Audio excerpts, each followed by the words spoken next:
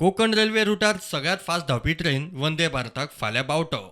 गोवा मुंबय वंदे भारताक प्रधानमंत्री मोदी दिल्लीसान व्हर्च्युअली जाल्यार मुख्यमंत्री प्रमोद सावंत आणि रेल्वे मंत्री अश्विनी वैष्णव मडगांव स्टेशना वयल्यान बावटो दाखयतले. वंदे भारताक गोंयांत 3 स्टॉप, महाराष्ट्रांत 10.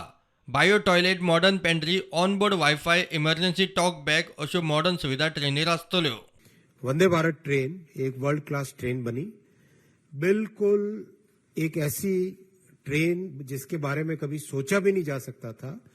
160 और 180 की जो स्पीड होती है, उस स्पीड पे ट्रेन को डिजाइन करना दुनिया में केवल 8 देशों के पास ये क्षमता है.